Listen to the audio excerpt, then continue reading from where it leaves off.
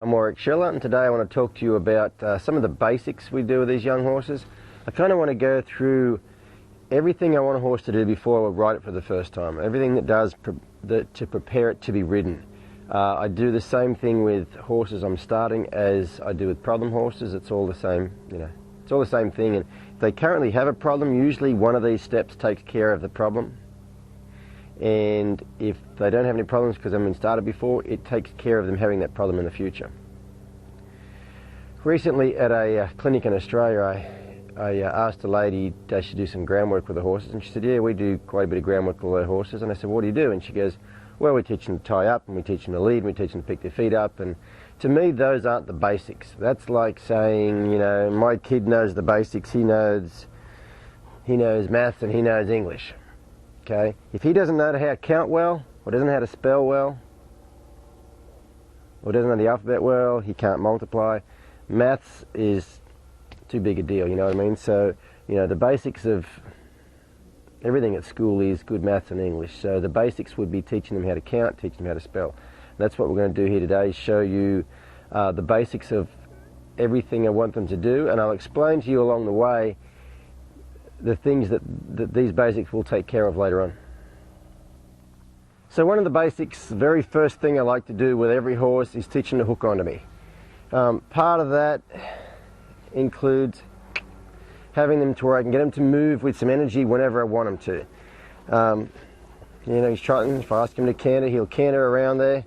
If I would like him to change directions, if I just have to step over here, he will come in here. I can send him off the other way. If I want him to canter, if I ask him to canter, he just canters. I want him to come in here, I'll step over here, and he comes in there. To me, those are the beginning of all the basics. If a horse can do this well, he is obedient because you can ask him to go and he goes. He's paying attention to you. Learning to do that stuff right there will take care of quite a bit. Takes care of horses that would be hard to catch. This is the first thing I teach horses, so this would take care of being hard to catch right off the bat. Because once you do this, it doesn't matter where you go, you walk around and they just follow you.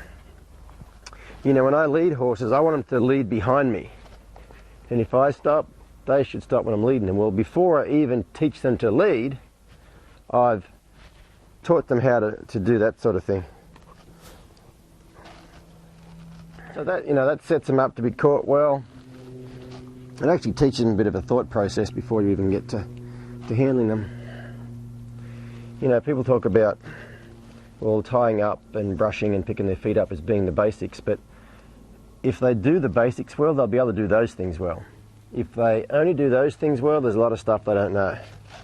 So, once I've got a hold of them, I'll start desensitizing them. So I want to make sure these horses are not bothered by anything like this. And this year I had a number of older, 9, 10, 11-year-old dressage horses that people were having trouble with, and guess what? None of those horses could handle this, let alone the stuff that comes after it. So usually I'll start there, get them good at that, then I'll get them good at this, which, horses are worried about movement and sound. Well, first I get them used to the movement. This one's got movement and sound. So once they're really good about this stuff, it doesn't really bother them at all. Then you just up the ante a bit and you get them used to this.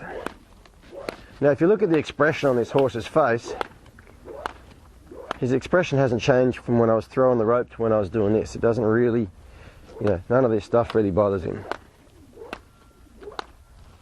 So this would get rid of, what problems could this get rid of? Horses that spook at things, horses that panic about things. This horse here used to spook and panic a lot at all that, but in learning to do that stuff, he's gotten pretty good-minded, he's got a good thought process going on. So the next thing I want to be able to do is start moving these horses' bodies around. So I want to be able to come back here and just off a suggestion, I want to be able to disengage him. I want him to really step over behind like that. I want him to be really good on both sides about that. And learning to do this will take care of, if horses kind of belligerent about things, they want to say no, You know, I had some horses this year that, you know, dressage horses that kick out at people's legs and stuff like that. Learning to get off your body language by, you know, with a little suggestion like that, got rid of a lot of that stuff. Then I want to be able to tell him to go.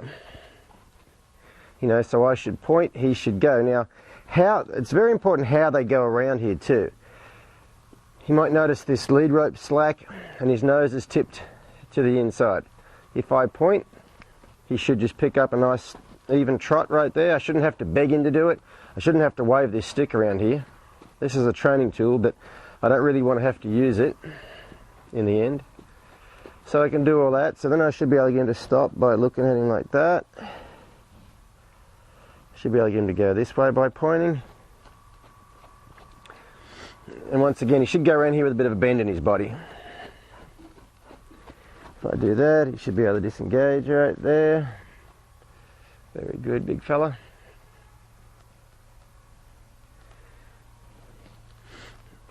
If I send him off around here, I'd like to be able to step over here and have him yield his hind end over while going forward. Like that. I'd like him to be able to stop there and roll back and go the other way. You know, horses that are pushy about things, you know, pushy about you in their space, any of that sort of stuff, learning to do this will really take care of that. You might notice every time I quit doing anything with him, he stands perfectly still. So this would teach a horse to tie up. He learns how to get off pressure,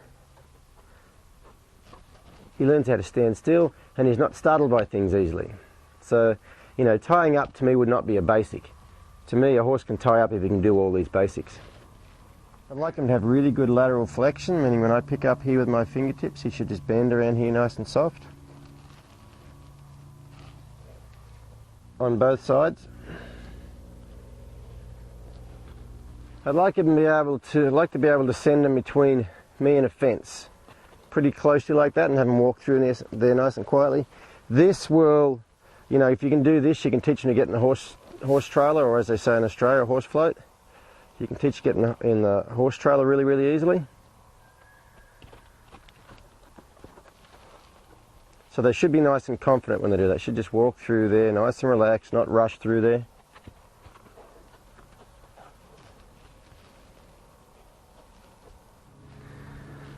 I'd like them to be able to side pass up to me on the fence, so that you can rub on them from up here. You know, you can sit a foot over them like that. You can even actually get on them off the fence before they're ever ridden. You can sit down here and sit on them like this, so this prepares them to be saddled, gets them seeing you out of both eyes.